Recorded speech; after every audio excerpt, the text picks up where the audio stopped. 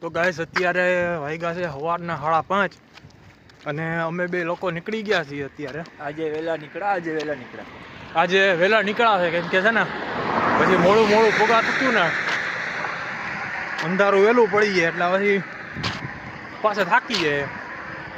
એટલે કાલે તો હું થાકી ગયો હતો, કરણભાઈ જાગતો હતો, હું તો હોઈ ગયો હતો વહેલો કેમ કે હરખાએ ટેટી પાકી ગઈ હતી.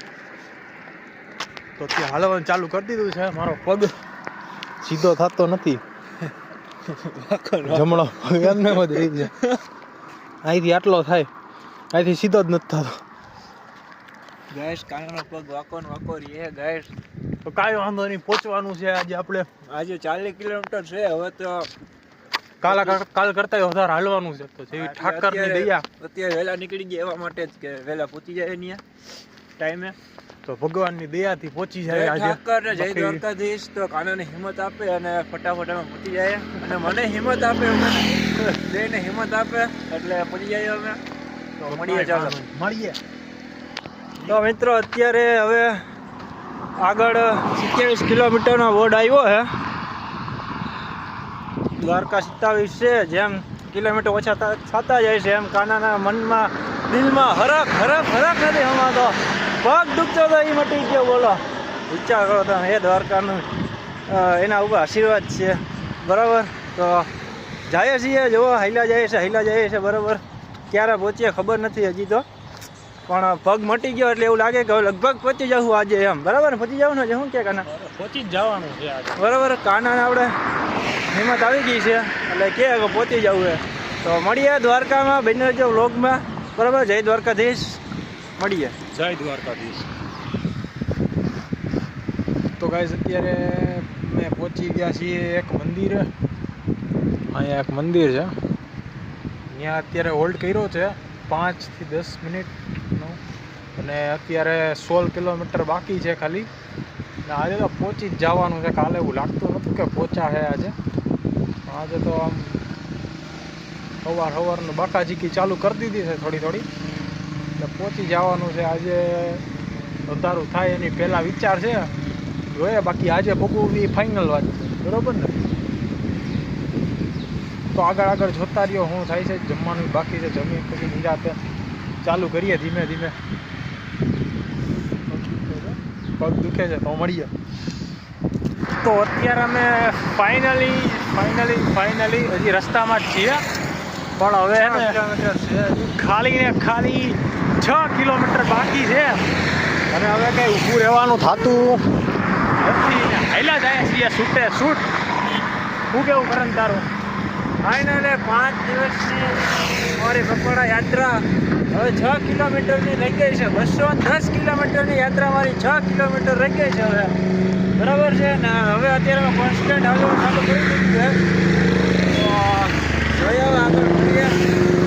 જોઈએ આગળ કદાચ થોડાક ઘણા થાકી જાઉં તો થોડોક માંદો બેસી જાઉં, કારણ કે હવે 6 કિલોમીટર જ છે એટલે કંઈ ઊંધો નથી. એટલે જોઈએ જે પેલા થાકે ને એ કહી દે બેસી જાઉં ઘડીક. બરાબર. જય દ્વારકાધીશ. ને જય ઠાકર. બાકી કાનો થાકી ગયો તો ફૂલ. એ મને કહી દીધું હતું કે હજી આપણે 2 દિવસ થાય ને આજે 35 તો કાપી જ નાખ્યા. હજી અંજવારું હે ને તો અમે હજી છે ને 35 કિલોમીટર કાપી નાખ્યા. મધુரை ના બેડી 35 તો છે ને 35 37 રાતે કાપ્યા. તમે વિચારો, આ દ્વારકાધીશના આશીર્વાદ તમે જુઓ છે ને. હશું છે ને કે નહીં? તો કાંઈ વાંધો નહીં. દ્વારકાધીશની મહિમા તમે અપરંપાર છે યાર. અમારી ઉપર પંજાળે કેમ પણ એમ. તો કાંઈ વાંધો નહીં. તો અત્યારે ફાઇનલી અમે છે ને દ્વારકા પહોંચી જ ગયા છીએ. મંદિર ઓલી સાઈડ છે, તો અમે અત્યારે આમ ફરીને જઈએ છીએ, કેમ કે ત્યાં શું છે રહેવાનું છે ત્યાં. એટલે તો કંઈ વાંધો નહીં, જાય તમને બતાવી. ટ્રાફિક બહુ છે અત્યારે. રૂમ મળે તો સારું છે ને. આમ ગોતવાનું છે બધા છે ને ફરીને જાય છે. ગોતવાનો છે અમારે અત્યારે. ગોતવાનો છે આમ. બરાબર છે. રૂમ મળી જાય તો સારું. નાઈ ધોઈ ફ્રેશ થઈને પછી જાય દ્વારકાધીશનું દર્શન કરવા, પછી અહીં આપણે બજારમાં ફરશું. બરાબર. રખડશું. મળીએ.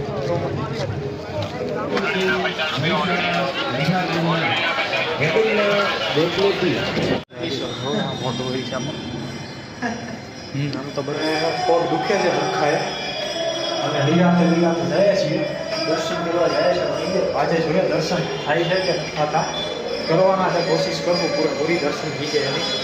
તો પગ બહુ દુખે છે રખાય તો ભાઈ બતાવી. તો મિત્રો ફાઇનલી અમારે 5 દિવસની તમને ખબર જ હશે દ્વારકા પહોંચી ગયા છે અમે, અને અત્યારે અમે રૂમ રાખી દીધો છે, ત્યાં ફ્રેશ થઈને નીકળી ગયા છે અમે.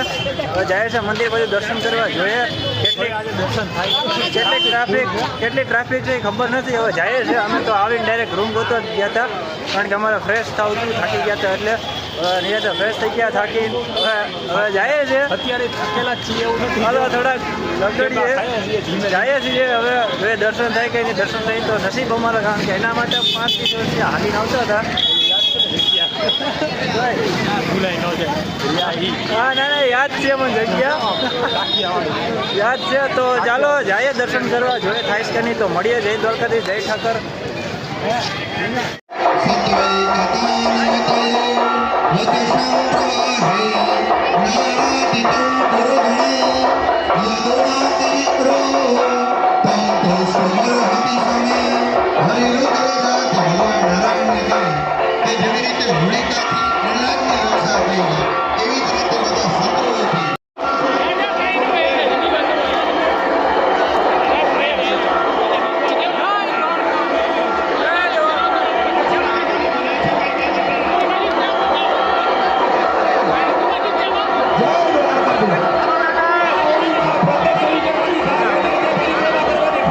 તો મિત્રો ફાઇનલી અમે દ્વારકાધીશના દર્શન કરી લીધા છે. 1 કલાક અમે લાઈનમાં ઊભા હતા, 1 કલાક લાઈનમાં ઊભીને પછી અમારો વારો આવ્યો.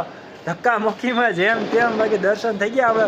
અમે ત્યાં પહોંચ્યા ટાણે જ દર્શન બંધ થવાનું હતા ને તોય પણ અમારા દર્શન થઈ ગયા બહુ મસ્ત. અને હોળી રમી, દાંડિયા રમ્યા, અને હવે જાય છે ઘરે. પછી જવું છે જમવા.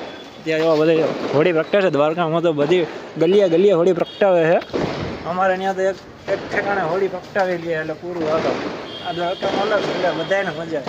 ગલીઓમાં હોળી પ્રગટાવે, બોલો મજા ને. જલસો પડી ગયો, જલસો પડી ગયો. નીચે કૂતરું છે કાઢવું ને ક્યાંક ભાહે નહીં મારે. તો હવે જાય છે રૂમમાં પ્રસાદી મૂકવા, અને તરત નીકળી ગયા. જમવાનું બાકી છે, પછી જવું જમવા. પછી રખડ હોઈ જાવ, થાકી ગયા છે હવે. અરે ભાઈ હું ક્યાં જવું યાર, કાલે પાછું ઘરે જઈને ધંધે ખર્ચો. હા જાય છે બધા. આપણે કઈ બાજુ જવાનું હતું કાને? આપણે આમ જવાનું, કામ જવાનું. જરાક ભૂલી ગયા હતા, અત્યારે અંધારું થઈ ગયું ને તો કાંઈ વાંધો નહીં. તો કાંઈ વાંધો નહીં, મળીએ. હવે જમીને આપણે ડાયરેક્ટ સુઈ જવાનું છે. પછી કાલે આખો દિવસ આપણે દ્વારકામાં જ રખડવાનું છે, આખું દ્વારકા નગરી ફરવાનું છે. એનો બ્લોગ બની નાખ. અત્યારે બંધ છે, તમે જો અત્યારે બધું બંધ થઈ ગયું છે. અત્યારે કૂતરા છે થોડા ઘણા, માણસો એમ તો અત્યારે માણસો છે એમ તો ઘણા. તો હવે જોઈએ, હવે અત્યારે જમીન પછી આપણે બીજા સવારે આપણે મળીએ ત્યાં લગન. જય દ્વારકા, જય ઠાકર. વ્લોગ સારો લાગ્યો લાઈક કરજો, શેર કરજો, સબસ્ક્રાઈબ કરી દેજો. તો મળીએ આગળ. જય દ્વારકાથી. જય દ્વારકાધીશ.